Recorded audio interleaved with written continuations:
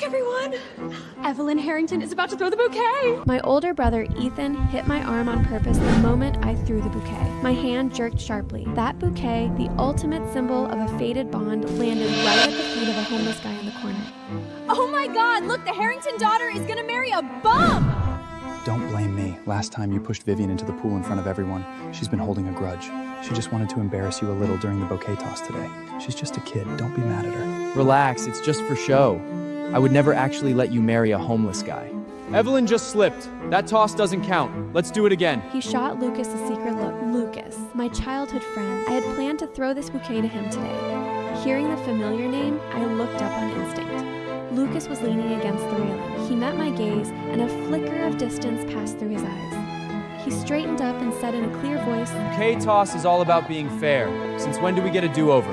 The flower fell to the homeless man. That's fate. Are we really gonna go back on our word publicly? My heart nearly stopped. My knuckles whitened against my dress. Voices around us rose in agreement. Exactly! You can't just take it back once it's thrown. Don't the Harringtons always brag about contract spirit and keeping their word? Why are they backing out now?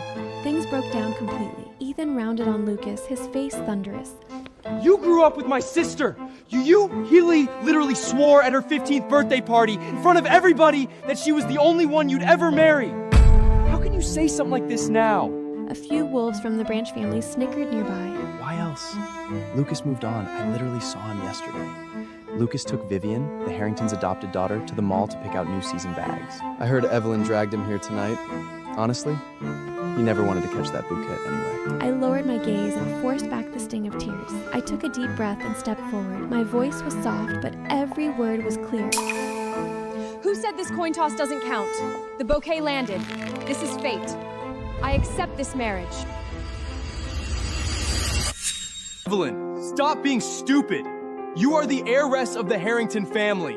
How can you marry a homeless loser? I turned to look at him. My eyes had gone red. There was no hiding it anymore. Once, he was the brother who stood at my back in every fight, the one who cared more than anyone. But now, all because of a lie from our adopted sister, Vivian, about being pushed into the pool, he had thrown me into the fire in front of everyone on the most important day of my life. The corner of my mouth lifted in a faint, hollow smile. Isn't this exactly what you wanted? Now that the Harrington heiress is marrying a bum, your precious little sister Vivian must be thrilled, right? You're still blaming Vivian? You're the one who was wrong first. What she did today was just... I couldn't listen to his excuses anymore. I turned around, lifted my dress, and walked down the stairs step by step. The crowd pulled back like a tide, parting to make way. Their stares, curious, pitying, pricked my skin like needles. When I passed Lucas, he called out to stop me. Evelyn! You don't need to say you're marrying a homeless guy just to spite me. We grew up together. I've always seen you as a sister. I'll help you find a real, upper-class marriage in the future. A sister? Lucas, even admitting you cheated or changed your mind, there's in ways conning is better than using the sister card as a pathetic excuse. His face went pale, his lips parted, then closed without a word. I didn't hesitate. I walked straight past Lucas, eyes forward, until I reached the ragged homeless wolf standing in the corner. The noise around me died. Evelyn, you're crazy! Come back right now! Lucas stood not far away, his gaze heavy on me, lips pressed tight. In this moment, everyone's eyes were on me. Will you marry me? In the depths of his hair-shadowed eyes, something flickered. He spoke. His voice was calm and steady, like some old power he was trying to hide. Are you sure you won't regret this? Never. Fine. I'll marry you. Seeing this, Ethan dashed downstairs swiftly, but was stopped halfway by Lucas. If you go over there now, you're just giving her exactly what she wants. What do you mean? She's just doing this to throw a tantrum and spite us. She would never actually marry a homeless nobody. I heard them, but I didn't say a word. Ethan, Lucas, and I grew up together. We used to be inseparable. Until 3 years ago, when I accidentally went missing and completely lost touch with them. My parents were heartbroken, and the Harrington house became a ghost town, losing all its warmth, until Vivian showed up. She was a distant relative, and by some crazy coincidence, she looked a little bit like me. When my parents heard that her own parents had died, they immediately brought her into our home and officially adopted her. Vivian was lively, and always knew exactly what to say. Thanks to her, the dead Harrington house came back to life. As time went on, everyone slowly forgot I even existed. Then, 6 months ago, I was finally found and brought home.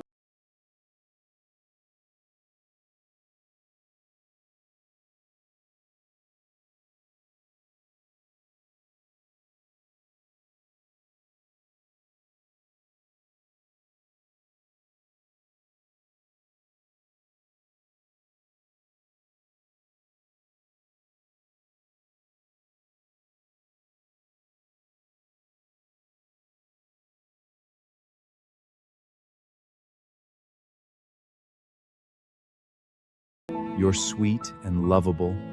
Hearing that felt like a bucket of ice water dumped over my head. I froze on the spot. My hand was still clutching the necklace my dad had given me right before I went missing.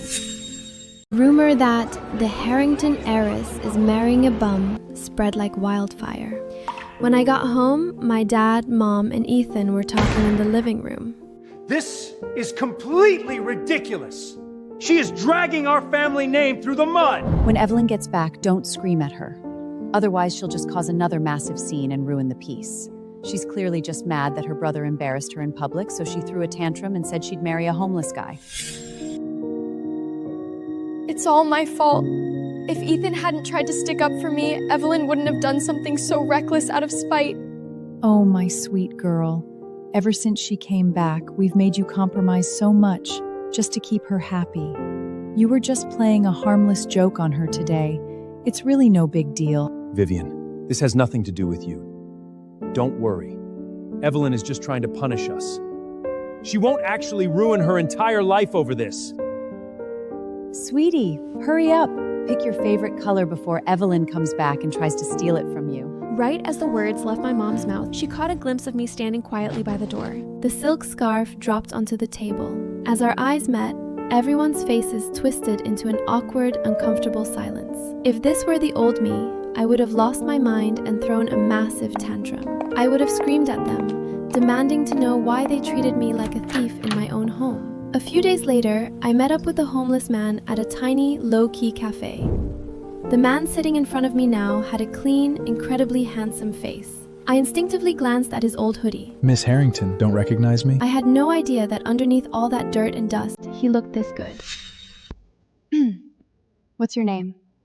Just call me Julian. In 2 weeks, come to the Harrington house to marry me. This money should be enough for you to buy a decent outfit. Miss Harrington, are you seriously going to marry a homeless guy like me who has absolutely nothing? What? Are you scared of the Harrington family name? Too chicken to marry me? What is that supposed to mean? A real man doesn't take money from a woman. Just wait. In 2 weeks, I will definitely come marry you. If you can, please make it as soon as possible. Okay. When I got home, they had just finished dinner. The moment they saw me, the smiles on everyone's faces instantly froze. Evelyn, come eat. I'm not hungry. I'm going up to my room. Evelyn, wait. There's something we need to tell you. What is it? Your dad and I talked it over. We've decided to officially set the date for Vivian and Lucas's. I lifted my head and shot a look over at Lucas. Evelyn, I know you and Lucas grew up together, but love isn't about who got there first. Mom will make it up to you later. I don't care. Happy wedding to you both. Never expected Lucas to chase after me. Lucas, what the hell do you think you're doing? I know you only said those things because you're mad at me. You must be hurting so much right now, aren't you? Hurting? Honestly, I just found it pathetic. I used to think that Vivian could steal anyone away from me, except for Lucas. 6 months ago, right after I was found and brought home, Vivian loved playing the victim and framing me for things I didn't do. Back then, no matter how much I tried to explain myself, not a single person believed me, except Lucas. Evelyn, I believe you. I will always be on your side. I really thought that the boy who swore at 15 that I was the only girl he'd ever marry would be on my side forever. I never expected that in the end. He would join everyone else in torturing me. Evelyn, no wonder your own parents prefer an adopted daughter over you. Who could ever love someone with a toxic personality like yours? Every single time I say just one word to Vivian, you won't let it go. Fine, you want the truth? Vivian is cuter than you, sweeter than you, and way prettier. I am in love with her. Happy now? Even when he said words that cut me to the bone, my first reaction wasn't even to be mad. I actually started doubting myself, wondering if I really was the problem. It wasn't until later that I finally saw right through him. Lucas claimed he hated Vivian, but he never once actually pushed her away when she crossed the line. He was the one who was wrong, not me. Seeing that I remained silent for so long, Lucas assumed he had guessed exactly what I was thinking. Evelyn. We grew up together, and we used to love each other. I really don't want us to end up like strangers. How about this? I can talk to your parents. The three of us can try an open marriage. You and Vivian can both be my partners.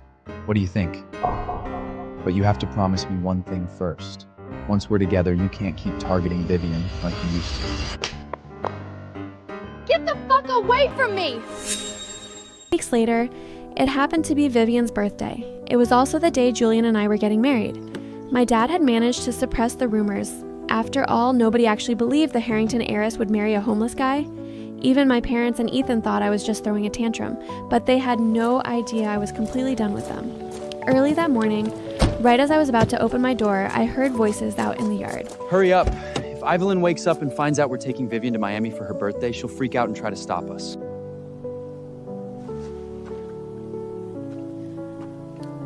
Are we really going to leave Evelyn here all alone? Won't she be hurt? Don't overthink it. There are over 100 servants in this house. She won't starve. Maybe we should bring Evelyn along?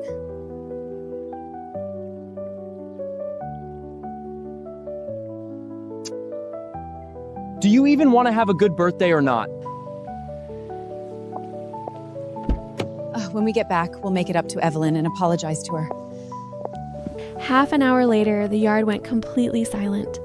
I pushed the door open, looked up at the clear blue sky, and called my personal assistant. Help me into my wedding dress. I never expected Julian to actually show up with a whole motorcade to pick me up. 8 black Bentleys. Sitting in the back seat, my very first thought was, how does a homeless guy in a ripped hoodie afford this? My gut told me his real identity was definitely not that simple. The Harringtons had barely boarded their plane when they got the news. A massive hurricane warning in Miami. They had no choice but to turn back. 3 days later, the moment they stepped foot back into the house, they knew something was wrong. The servants were standing in the hallway with their heads down, completely terrified to even breathe. Where is Evelyn? The young mistress, she got married and left 3 days ago. We couldn't stop her. What? My dad stormed forward. Married who? To that homeless man who caught her bouquet.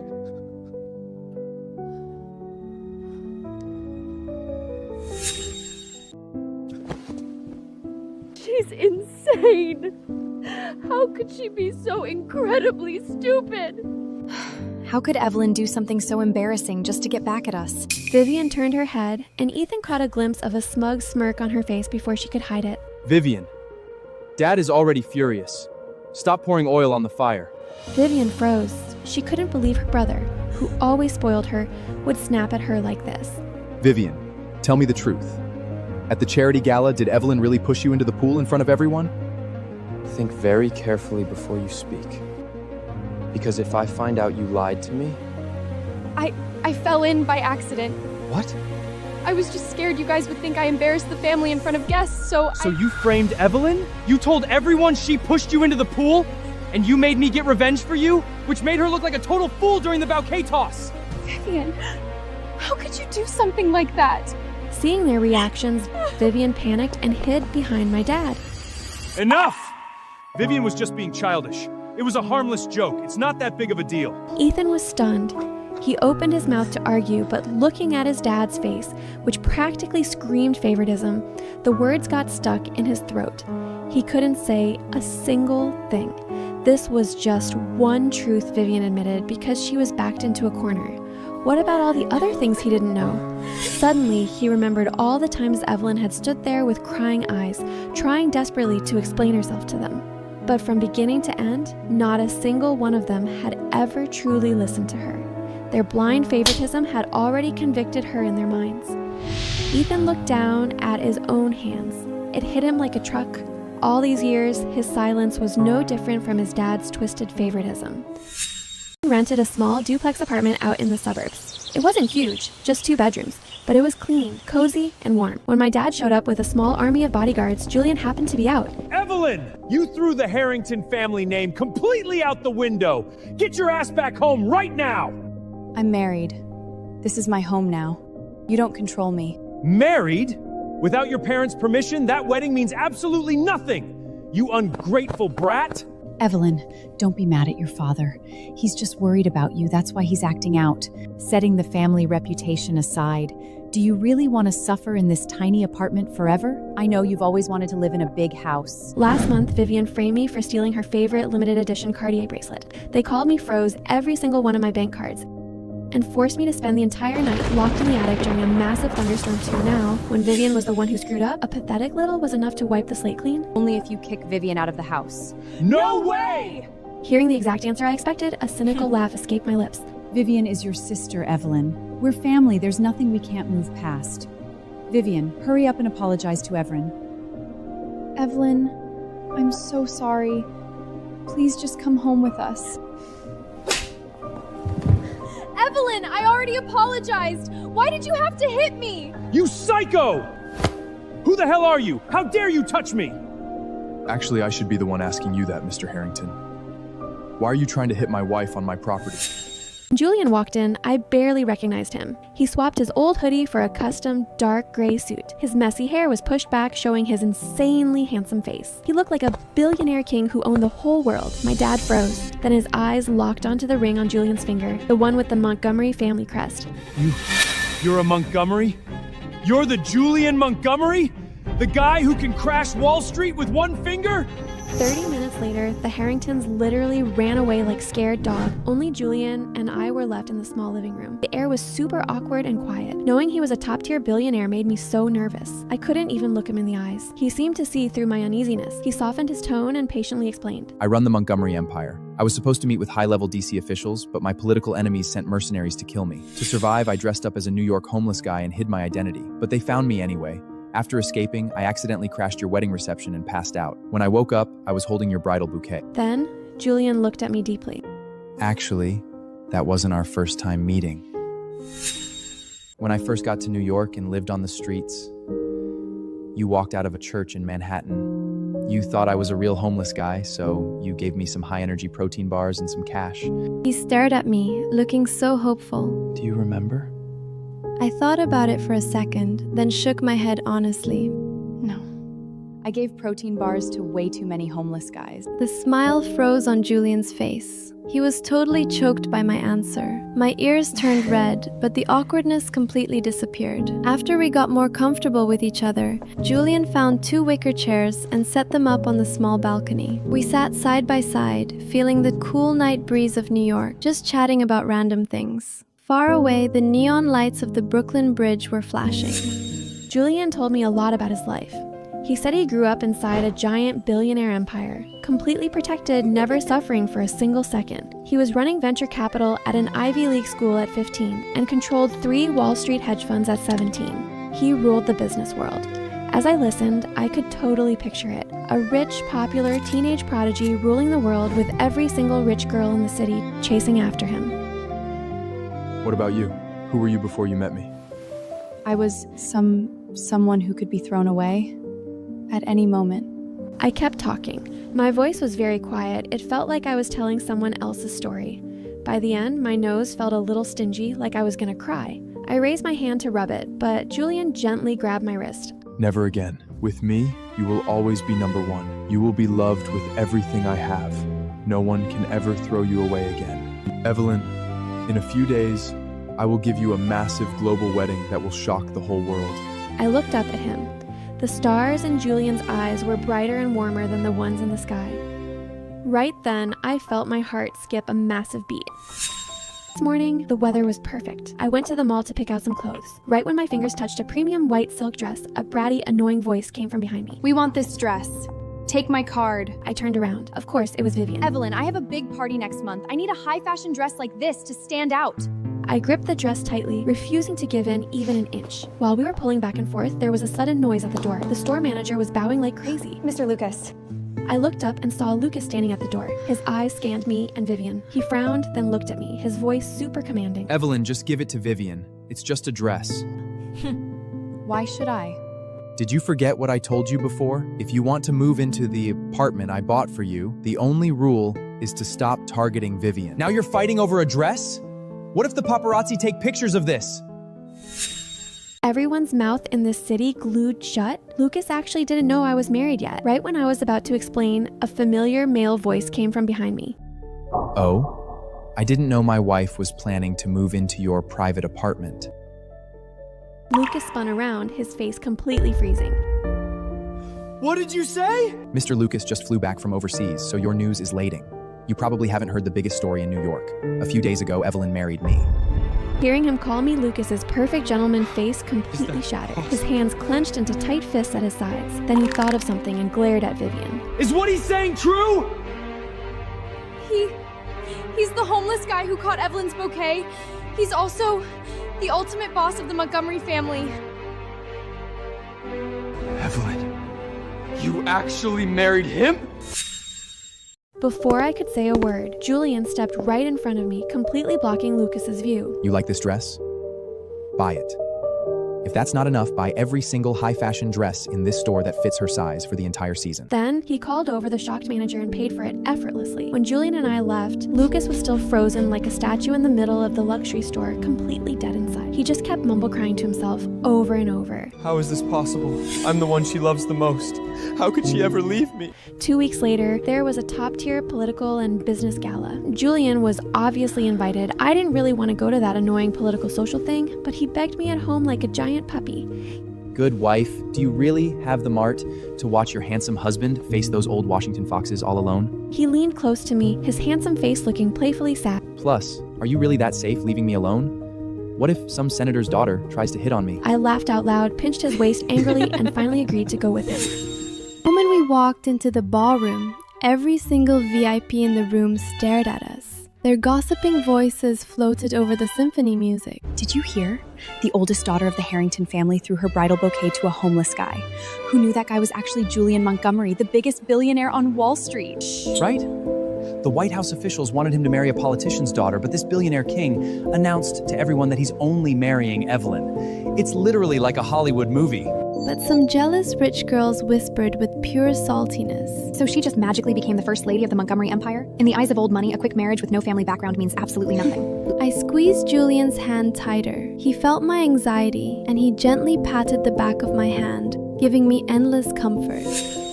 Right when the party reached its peak, loud, panicked footsteps came from outside the hall.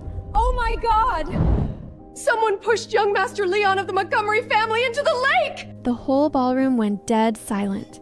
The high-level officials slammed down their crystal wine glasses and rushed to the backyard garden with Secret Service agents.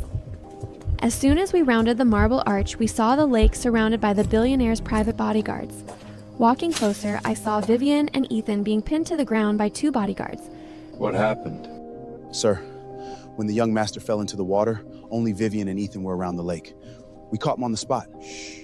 Right after he spoke, a nanny ran out from behind the crowd, crying hysterically. The young master was just playing with his drone by the lake, and it accidentally got caught on Miss Vivia's dress. He was about to apologize, but she looked so disgusted and kicked him right into the 6-foot-deep lake. Vivian shivered, her face turning pale as a ghost. She struggled to look up, her panicked eyes scanning the crowd, and finally locked onto Ethan. It wasn't me! It was my brother, Ethan! He said the Montgomery's family's little brother was blocking his way and bothering the Harrington family, so he kicked him in! I couldn't even stop him! What did you say? Ethan snapped his head up, struggling violently against the bodyguards on the ground. He looked at Vivian in absolute disbelief, his eyes filled with pure shock and disappointment. Vivian! How can you lie? It was clearly you! Ethan! Crying Vivian cut him off, her tears pouring down like a waterfall. It was you! You just said he was annoying you! Why are you too chicken to admit it now? Looking at her twisted face, Ethan's lips moved, but he couldn't say a word. He closed his eyes and said quietly in his own defense. It wasn't me. I just heard someone fall into the water, so I ran over. Seeing this, my dad and mom scrambled over, falling to their knees right in front of Julian and the officials. Mr. Montgomery! Our son must have been framed. There has to be a mistake. Vivian and Ethan would never dare to hurt your child. Julian's face was stone cold, radiating a terrifying aura of life and death power. Right when he was about to speak, Sir, we found this object tightly gripped in the young master's hand when we pulled him out. It's a custom button. That pearl button was shiny and distinct. It was exactly the style on Vivian's dress today.